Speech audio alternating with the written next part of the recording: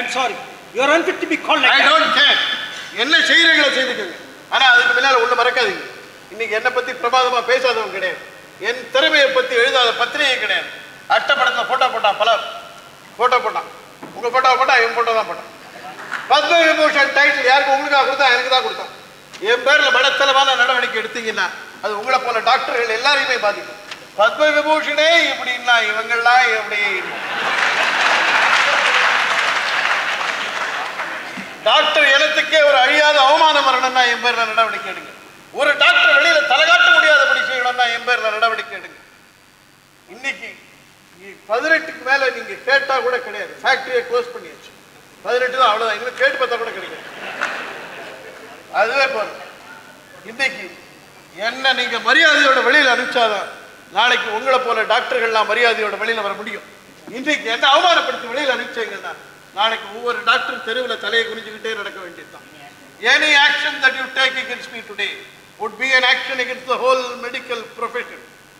Such is my exalted position today. மருந்தை stop பண்ணது என்னவோ பண்ணிடுச்சு. அழகா ரிப்போர்ட் எழுதலாம். சொல்ல வேண்டியதெல்லாம் நானே சொல்லி கொடுத்துருக்கேன். அதெல்லாம் வச்சுட்டு புத்திசாலித்தனமா ரிப்போர்ட் எழுதலாம். அந்த ரிஜிஸ்டர் மைக்கேல் கிட்டே இருந்திருக்கு. அவனுக்கு டாக்டர் நவநீதம் மேல விரோதம். அவன் இஷ்டத்துக்கு மாற்றி எழுதிட்டான். இன்ஜெக்ஷன் டியூப் மருந்தெல்லாம் சேரியிலே இருந்திருக்கு. சின்ன பசங்க அதை எடுத்து மிஸ் ஹேண்டில் பண்ணியிருக்காங்க. அதனால போட்ட மருந்தினுடைய எஃபெக்ட் மாறி போச்சு. ஃபேக்டரியே க்ளோஸ் பண்ணியாச்சு. எல்லாத்தையும் வச்சுட்டு கண்ணில் ஒத்திக்கிற மாதிரி ரிப்போர்ட் எழுதும். எல்லாம் சொல்லுவான். என்கொயரி கமிஷன் ரிப்போர்ட்னா இப்படிதான்டா இருக்கணும்ன்ற மாதிரி எழுதும். அப்படி எழுத தெரிஞ்சா எழுதுங்க. இல்ல என் பேர்ல ஏதாவது மடத்தனமா நடவடிக்கை எடுக்கிறதா இருந்தாலும் எடுங்க. Still, I am the Padma Vibhushan. Doctor Navaneetham மீது சுமத்தப்பட்ட குற்றச்சாட்டுகளை பரிசீலனை செய்தோம். சேரியில் ஜனங்களுடைய அஜாக்கிரதை இருந்திருக்கிறது. ரிஜிஸ்டரில் மாற்றங்கள் செய்ய சந்தர்ப்பங்கள் இருந்திருக்கின்றன. மேலும் மைக்கேலுக்கு டாக்டர் மீது விரோதம் இருந்திருக்கிறது என்பதையும் தெரிய வருகிறது.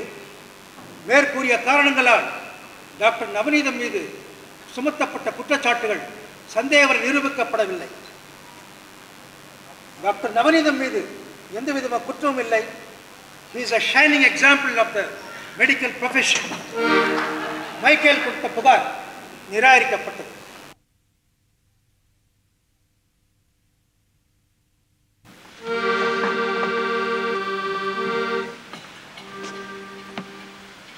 ஆண்டவனுக்கே அடுக்காதுங்க. ஆண்டவன் தான் என்ன காப்பாத்தினான். நான் போய் வடபழனி கோயிலில் ஒரு அர்ச்சனை பண்றேன்.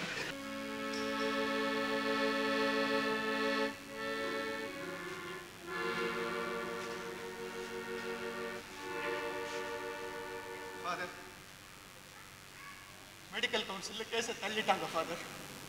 தெரியுமா எப்பேற்பட்ட அக்கிரமத்தை செஞ்சுட்டு இந்த டாக்டர் சுதந்திரமா போயிட்டார் பாத்தீங்களா? இந்த டாக்டர் இப்படி செய்வார் நான் கூட எதிர்பார்க்கல. பைக்கு அவர் தவறு செய்தார்னு கூட எனக்கு வருத்தம் இல்லைங்க. ஆனா சேரி ஜனங்க இருந்தா என்ன செத்தா என்ன அனாவசியமா பேசிட்டாருங்க. அவரை கேட்கறதுக்கு ஒரு ஆள் இல்லைங்க. ஃபாதர், நீங்களாவது அவரை பத்தி 4 பேருக்கு தெரியும்படியா சொல்லணுங்க. அப்பதான் செத்து போன அந்த அப்பாவி ஜனங்களுக்கு நியாயம் செஞ்சுதாரு. அந்த டாக்டர் எப்பேற்பட்டவர் எடுத்து சொல்றதுனால போன உயிர்கள் திரும்பிட போறதா? அப்படி இல்லைங்க ஃபாதர். நியாயம் அதுதானுங்களே. நீங்க தாங்க அதை செய்யணும். என்னால முடியாது மைக்கேல். ஃபாதர், இந்த டாக்டர் நல்ல குணத்துக்கே உதாரணமா நானே பல பேரும் காட்டியிருக்கேன். அவரை மாதிரி மற்றவங்க வாழணும்னு சொல்லியிருக்கேன். இப்போ நானே அவரை பத்தி வேற விதமா இப்படி சொல்ல முடியும் மைக்கேல்? அவர் பேரை சொல்லி உங்க செய்தியில் கூட கடவுள் நம்மை குளத்துக்கு அவர் மேல அவநம்பிக்கை ஏற்படுத்தினார். அப்புறம் என் வார்த்தை யார் நம்புவார்? கடவுள் நம்பிக்கை குறைய அது வேறு காரணமா இருக்கக்கூடும். அதுக்கு நான் காரணமா இருக்க வேண்டியதில்லை மைக்கேல். பத்திரிகைக்காரங்க கையை விரிச்சிட்டாங்க. அவங்க விதி விவஸ்தை கெட்டவன். அரசாங்கத்து அதிகாரிகளும் கையை விரிச்சிட்டாங்க. அவங்க விரிச்ச கையில ஒண்ணுமே வைக்க முடியாததுனால என்னால ஒண்ணும் செய்ய முடியலைங்க. சமூக சேவைன்னு சொல்லிட்டு வந்தாங்களே ஒரு அம்மா, பொறுப்பு இல்லாம ஊரை விட்டே போயிட்டாங்க. அவங்கள சொல்லி குத்தம் இல்லை. அவங்களுக்கு நம்மள மாதிரி ஏழைகளுடைய வாழ்க்கை ஒரு பொழுதுபோக்கு. ஆனா நீங்க ஃபாதர், நீங்க இப்படி சொல்லலாமா? நீங்க ஆண்டவனுடைய பிரதிநிதி இல்லையா?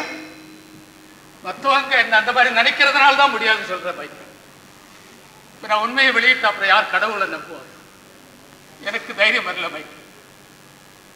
I lack the moral courage for it.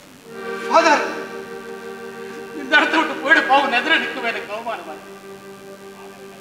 ஆண்டவன் எல்லாத்தையும் பார்த்துக்கிட்டு தான் இருக்கான். எனக்கு அந்த நம்பிக்கை இல்ல ஃபாதர். மைக்கேல், நம்ம படைச்ச ஆண்டவர் தற்கான்ற நம்பிக்கை ஒன்று விட்டு போயிடுதான். அதை நான் நம்புறேன்.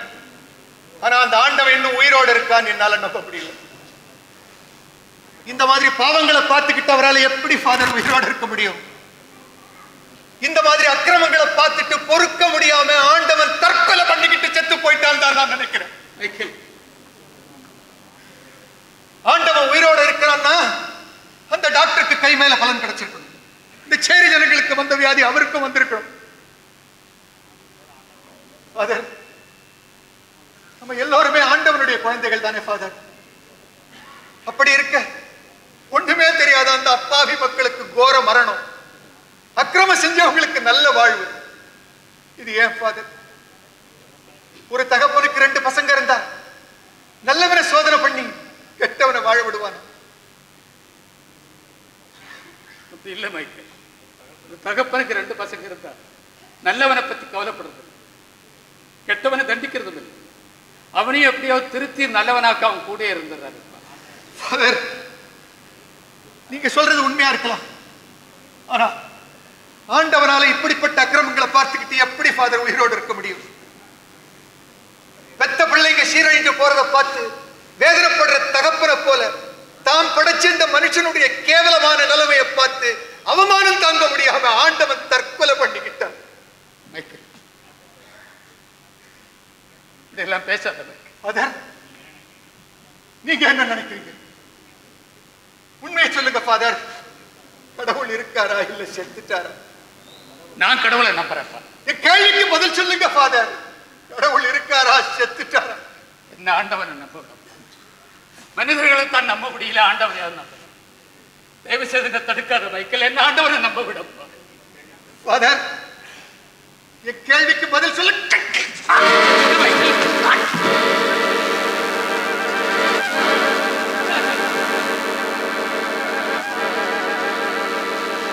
என்ன மைக்கேல்?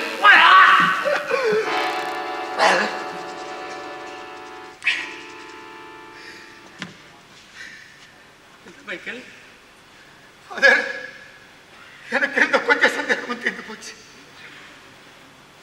சேரி ஜனங்கள்லாம் இந்த இன்ஜெக்ஷனால தான் செத்து போயிட்டாங்களா பார்க்கறதுக்கு. எனக்கே அந்த இன்ஜெக்ஷனை போட்டுக்கிட்டு சந்தேகமே இல்லை. உனக்கு முன்னால நான் மண்ணுக்கு சமானப்பா. கடவுள் இருக்காரான்னு கேட்டியே, இதோ என் எதிர நீ இருக்கியே மைக்கேல். ஃபாதர், இப்ப நான் செத்துக்கிட்டு இருக்கேன் ஃபாதர். உண்மையை சொல்லுங்க ஃபாதர். இந்த மாதிரி அக்கிரமெல்லாம் நடக்கலாமா? கடவுள் இருக்காரா இல்ல செத்துட்டாரா? எனக்கே புரியல. நீதான் என்னோட பெரியவன். நீ சொல்லு மைக்கேல், உன்னையே நான் கடவுளா மதிச்சு கேட்கிறேன். நீ எனக்கு கடவுளா இருந்து பதில் சொல்லு. நீ சொல்ற பதில் கடவுளே நேரம் வந்து சொல்ற பதில